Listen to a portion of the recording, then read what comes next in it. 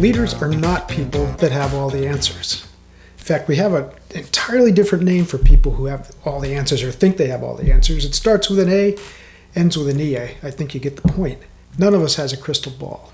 Leadership isn't about predicting everything that's going to happen in the future. You can't do that. It's about helping people deal with the situation even when the future is uncertain or unclear. Now, isn't that when people need your leadership the most? Now, whenever I'm working with new leaders and emerging leaders, the greatest fear usually isn't that they don't know something. It's they're afraid other people might think they don't know. I know for most of the people that I work with, and I've certainly had this experience myself, this fear pushes us into three very bad choices. We might pretend to be more certain than we really are. Or the opposite, we might say or do nothing until we have all the answers, or we think we do. Worst of all, we're tempted to dump every concern, every possibility on the shoulders of our team. The plain fact is that silence doesn't create calm, not most of the time. It creates a vacuum. And people fill that vacuum with rumors and fear and imagination. The monster's always bigger in the closet. We've got to open the door and let some light in. Confidence is not absolute certainty, not true confidence anyway. Confidence is the ability to say, hey, here's what I know. I might not have all the answers, but I know that together we can work through this. Confidence is also being able to trust the people around you, especially if they have more experience and knowledge than you do. Along with being transparent about what you don't know, you also have to be open with people and say, look, here's what we're going to do right now. It's the best we can do with what we know. And when things change, I'm going to keep you in the loop. I'm going to update you. And then make sure you follow through on that promise. So listen, I know this is hard, but do your best not to base your confidence on surety of an outcome. That's another place where certainty can get us into a lot of trouble. True confidence, and I learned this through my life in martial arts, true confidence is based on training and preparation. I don't know what the outcome's going to be. I don't know if I'm going to win or lose. But I do know that I've trained, that I'm prepared to be in this fight, that I'm prepared to meet this challenge. And if I'm not, I know I can learn what I need to. I can develop the skills and talents. I can discover skills and talents. That's why uncertainty is such a special place for opportunity. It all comes down to this. It's training and preparation that opens the door to these opportunities, even when things are chaotic or uncertain. And it's that training and preparation that gives you the confidence to know, win or lose, you're ready to face whatever's in front of you.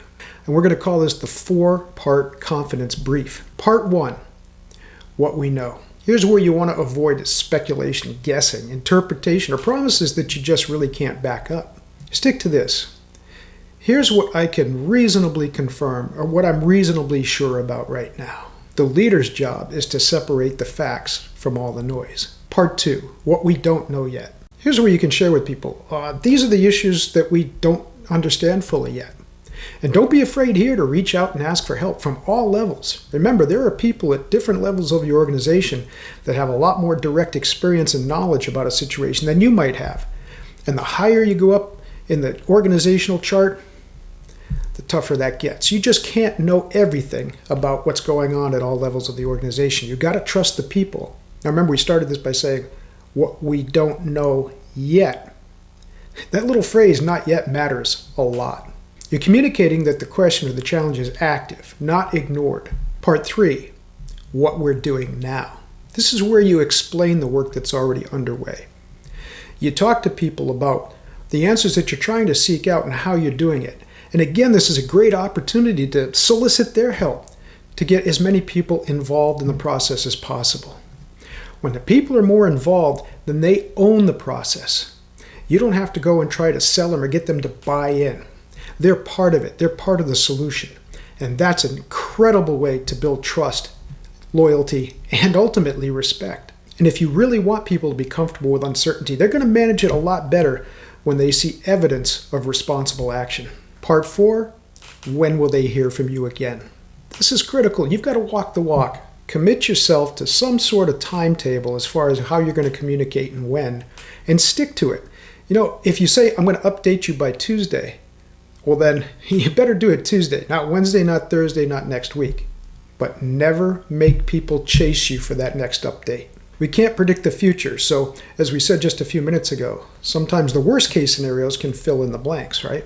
What can help here is if you can find a real example from your experience or someone on your team and talk about how you managed it before, how you managed something similar before. It doesn't have to be exactly the same.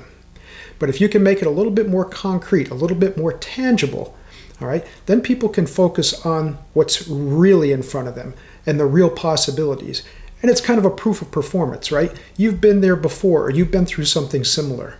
When you can rally the troops behind that, you really bring people together. Here are a few questions that can help you lead when you don't have all the answers. First of all, after people hear from you, do they understand the situation more clearly? Do they know what they can do right now? And do they know when they're going to hear from you again? I said it before, I'm going to say it again. Leaders are not the people that have all the answers. Trust is not built by having all the answers. Trust is built by showing people that you can handle uncertainty with courage, with confidence, with honesty, and competency. We've built this framework and a lot more into our leadership field guides. And there's one specific to this situation: how to lead when you don't have all the answers. Now, the best way to get these field guides and to have access to our live leadership labs is by subscribing. Subscribe on our Substack, subscribe on our LinkedIn newsletter.